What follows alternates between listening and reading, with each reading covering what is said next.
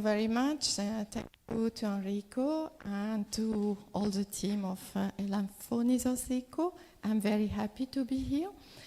I'm going to present you the last IPCC report. As I'm co-author in this report, I can use their slide. And this is the synthesis report. Which is the combination of all the 6 cycle that is now finished. And we had 3 special reports, and one was on the ocean and the cryosphere in a changing climate, where I was the lead author. And then we had 3 main reports. I was in the one about impact, adaptation, and vulnerability. And I was representing Monaco for the IPCC reports. So what we can say that current trends are incompatible with a sustainable and equitable world. We are not on the right track.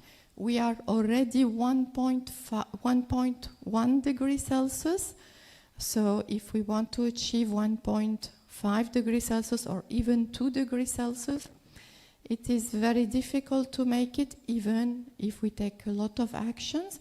We think that we will go more than 1.5 degrees Celsius, and then we will come down if we have the right actions. So here you can see on the slide how the trend is already too high. So we have a huge increase of the temperature.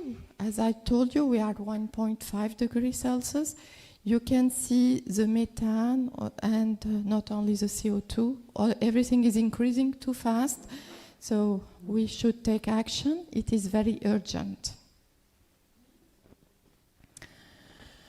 We have studied different emissions in the different parts of the world, and you can see here the different parts that have been responsible for the emissions. And Asia is one of them, but of course Europe and the US are also implied, China, of course.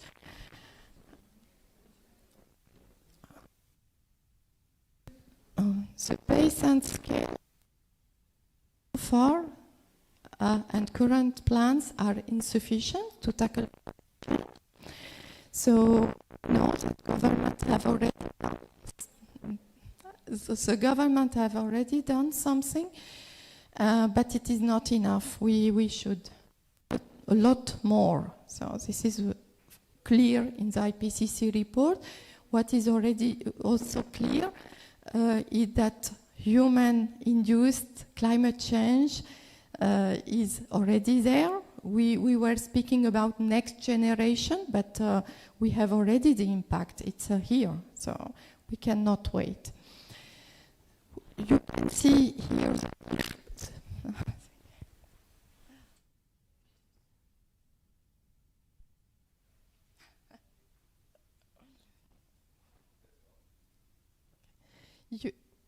You can see here the adverse impact from human-caused climate change, and you can see, for example, for water availability or food production, but also on human health and well-being.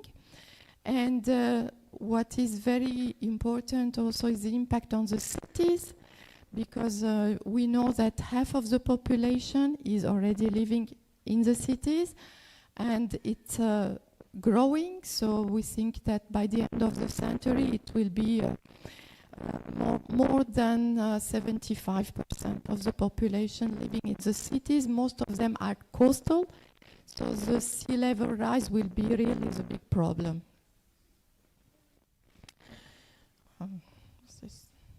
Okay. Okay, thank you. So we have to not only mitigate climate change, so reduce our emissions, we should also adapt to it. So meaning that the actions of adaptation are very important, especially for vulnerable people. 3.3 between 3.3 and 3.6 billion people are vulnerable to climate change, and this is the number in the report. So it is important to take action, as I told you. You can see here that every increment of global warming will have impacts. Now the pathway is going to plus 4 degrees Celsius, meaning that it will be very dangerous for the biodiversity, but also for human beings. You can see the different world with the different temperatures, and you can see that every degree will make a very big impact, and this is clear in the report, so this is why we urge action. Here it's about soil moisture, and you can see that every region is impacted, mostly the tropical region, but not only. This is the trend with the precipitation with a different temperature, and you can see that the world is impacted also everywhere. So the scientific advances have resulted in a better understanding of what our future will look like, depending on the choices we make today. So meaning that the government, but also the take decisions that will have impact on our future. Losses and damages are part of our future, hitting the most vulnerable ecosystems and people especially hard, but actions taken now will make a difference, meaning that we can still do something, and the report proposed some solution. This is why climate is a risk, but it can be opportunities to make more changes in the economy, in the society. The future climate change is projected to increase the severity of impacts across natural and human systems and will increase regional differences. You can see that the tropical region is more impacted, for example, but the whole world will be impacted by climate change. This is, for example, the risk of species losses, and this is very important because biodiversity can be also part of the solution. We had just one paper published with Jason, who is here, and it is about blue carbon, meaning that the ocean, for example, can capture the carbon. If we conserve it, we protect it, it will help us to protect our climate. The biodiversity and climate are both linked together, and if we fight against the loss of the biodiversity, we can save our climate as well. You can see here the impact of heat humidity on human health. You have the different degrees Celsius, and you can see that if we wait to take action, the impact will be much higher. This is the impact on food production, and you can see the examples of maize yield and also on fisheries. For example, in the Mediterranean, we know that the species are going upward, meaning that they will leave the North Africa coast, they will go up, and in North Africa they need to fish to eat, because for them this is very important for their food security. So this will be a big problem in some countries, especially developing countries, but also small islands, and this is something we have studied. Again, about loss and damage, because this was a very important problem that we discussed at COP 27, and we know that the economic loss will be very important, and they created one fund to help the developing countries to adapt to their action, because most of the funds are going to mitigation and not enough to adaptation, and this is also a big problem. So climate change is an existential threat to human well-being, to our livelihood, the global economy, and to nature, on which we rely to survive and thrive. You can see this. This is what we like to do in IPCC reports. We call it the amber graphs, and the burning ambers. The risks are increasing with every increment of warming. I don't enter into the details, but they are all in the report. And you can see that every region faces more severe and more frequent compound and cascading risk. In gray, you have the already impacted people, and in orange, you have the future impact with different, with the scenario, I think, the 4.5 scenario, meaning not the worst, so it can be worse than that. You can see here the impact on the different regions on the world. So this is the map. The questions of climate justice arise as vulnerable people who have contributed least to climate change are being disproportionately adversely affected, meaning that, as I told you, a developing country created less problem for climate change, but they are more affected. So this is why we are discussing also this problem at the COP, you know, the COP 27. Now in November we will be at COP 28, and this will be also discussed.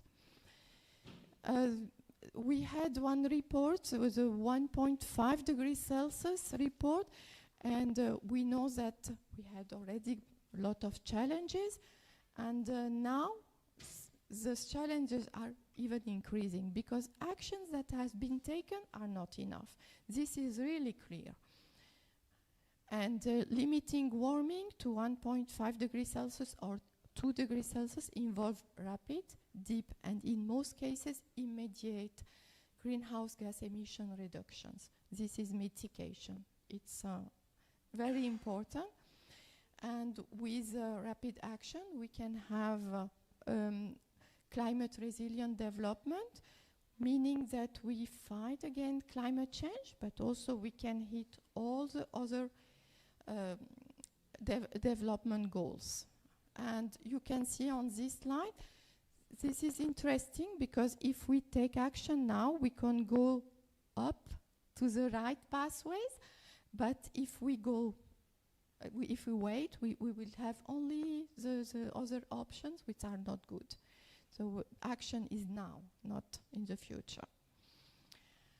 Every decision counts, so meaning that the government will act, but also the private sector, not only the firms, but also the financial markets. We can invest in carbon credits, for example, for the carbon offsets, and this is very important. This is the message we are trying also to take. This is, I will maybe skip it. So the message is without urgent, effective and equitable action to reduce emissions and adapt, climate change increasingly threatens ecosystems, biodiversity, and the livelihoods and well-being of current and future generations. The pace and depth and breadth of emissions reduction can be increased if climate action is embedded in the wider development context. We had this interesting table. We studied if we fight against climate change, meaning the SDG 13, what will happen for the other development goals. And you can see that they will all be achieved thanks to the SDG 13. So if we fight against climate change, we take the good actions, we can help achieve the other objectives of development goals. There are multiple feasible, effective, low-cost options available now to reduce greenhouse gas emissions and adapt to climate change. We have this interesting table, and you can see that we have to adapt and mitigate against climate change, and they are reinforcing each other. This is, maybe I can skip it. There are tried and tested policy measures that can achieve deep emission reduction and climate resilience if they are scaled up and applied widely. And it is important, as I told you, to fill the gap with the finance, because this is a big problem. Most of the finance is going for mitigation and is not going to developing countries where it is needed.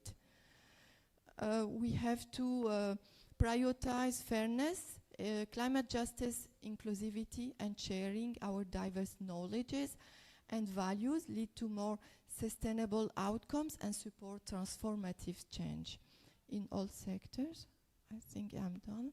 Yes, so this is the synthesis of all those reports, and I thank you for your attention.